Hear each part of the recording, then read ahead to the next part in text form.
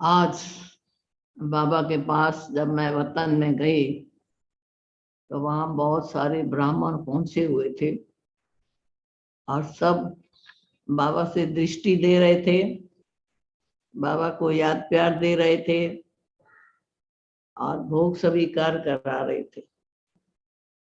बाबा ने कहा कि तुम बच्चों को एक स्लोगन याद रखना है, आना और जाना। आना अकेले, जाना अकेला। बाबा ने कहा ये स्लोगन सभी बच्चों को याद करना है, आना और जाना। आना भी अकेला है, जाना भी अकेला है, न कोई साथ आना है न कोई साथ जाना है। और याद किसको करना है?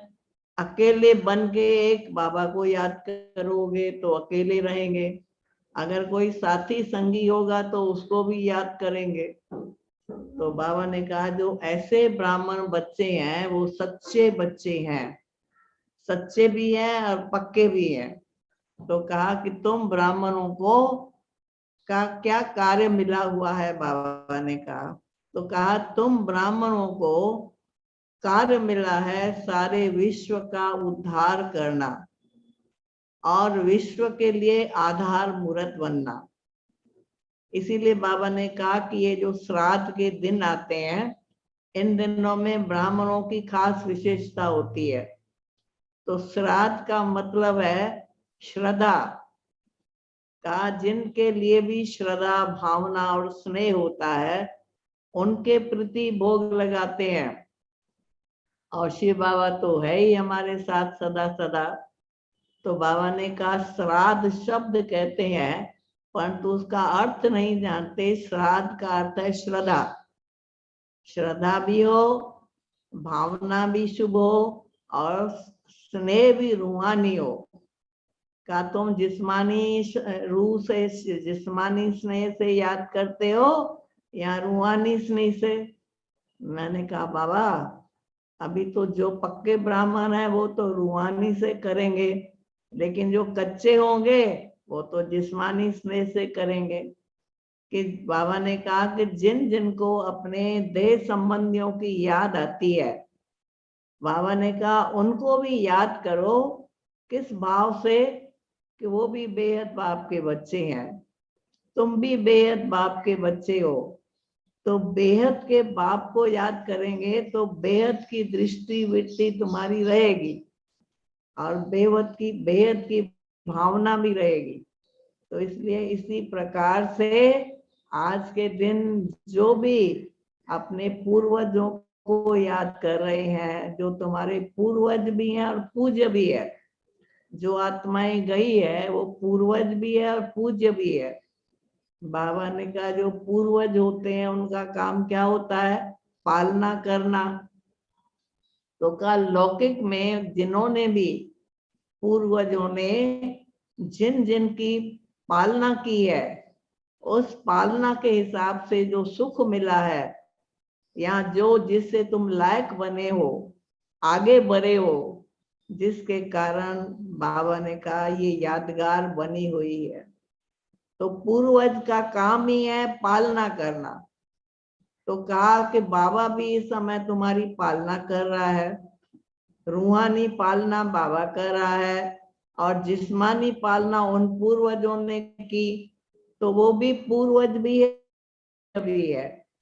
तो मैंने कहा बाबा सभी बच्चों ने उन सबके लिए याद प्यार भी दिया है, भोग भी दिया है, भोग भी भेजा है।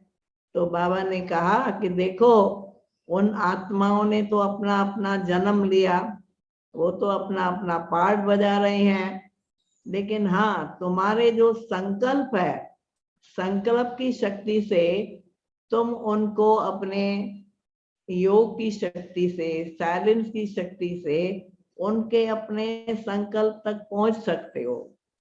यानी जो तुम्हारी सच्ची याद है, जो तुम्हारा सच्चा प्यार है, वो उन तक पहुंचेगा।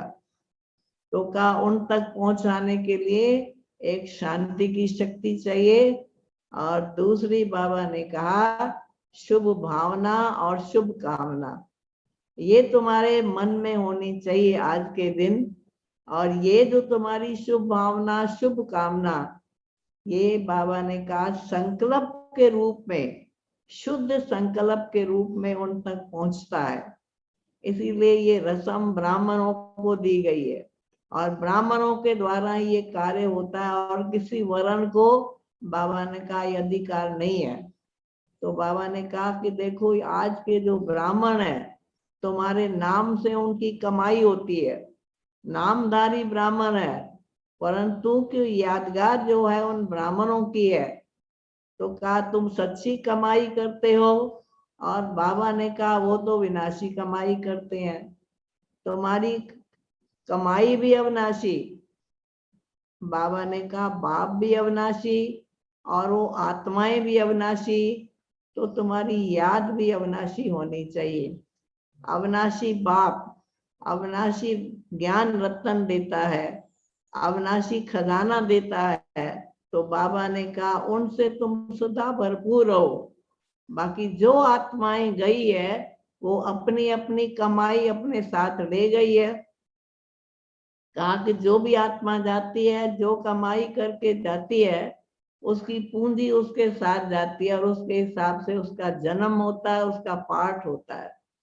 तो बाबा ने सुनाया, और तुम ब्राह्मणों को एक स्लोगन सदा याद रहना चाहिए उन आत्माओं के लिए, या सदा के लिए, या बेहद बच्चों के लिए, कि जैसे मैं विश्व कल्याण करता हूँ तुमको भी विश्व कल्याण ब्राह्मणों को करना है, क्योंकि ब्राह्मणों के द्वारा ही नई दुनिया स्थापन होगी।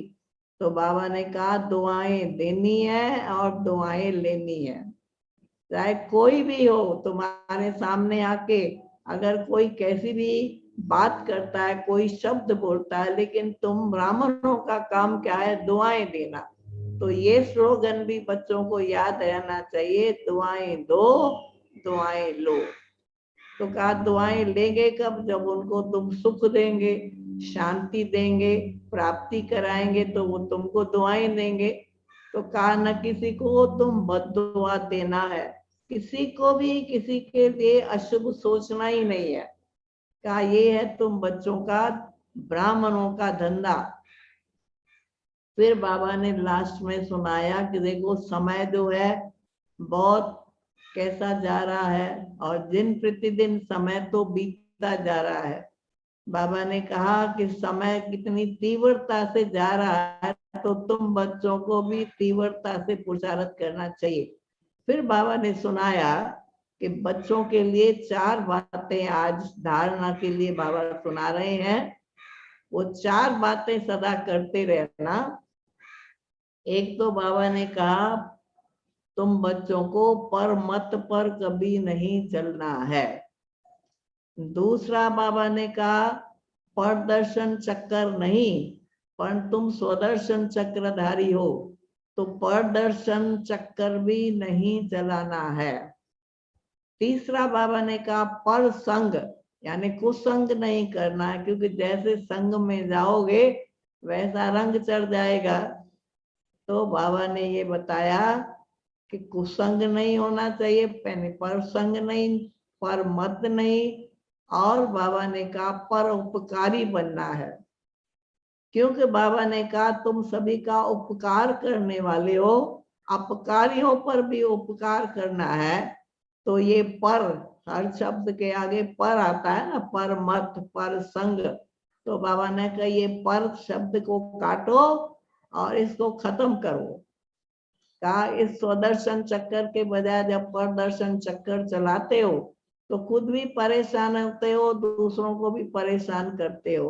तो ये 4 बातें आज बाबा ने सभी ब्राह्मण बच्चों को बताई। तो कहा इससे क्या होगा, जो तुम्हारे व्यर्थ संकल्प चलते हैं वो नहीं चलेंगे, उसे तुम बच जाएंगे। उसके बाद सभी बच्चों को याद प्यार दिया, और जो हमारी दादियां, दीदियां और बड़े बड़े भाई जो भी एडवांस पार्टी में चले गए हैं, उनको, उन सभी के लिए भी मैंने याद प्यार दिया सबकी तरफ से, कि आज उन लोगों के लिए भी बाबा मैं याद प्यार लाई हूँ। उन्होंने भी एडवांस पार्टी में जाके विशेष कार्य कर रहे हैं। तो कहा वो तो एडवांस पार्टी में चले गए, लेकिन तुम एडवांस अपने पुरुषार्थ को एडवांस कब करेंगे, तुम कब जाएंगे? तो कहा उसकी भी डेट बच्चों को फिक्स करनी चाहिए कि हम सभी को जाना है। तो बाबा ने कहा, फिर उनको भी याद प्यार बाबा को दिया। फिर बाबा ने भी सभी बच्चों के लिए बहुत बहुत याद प्यार दिया। ओम शांति।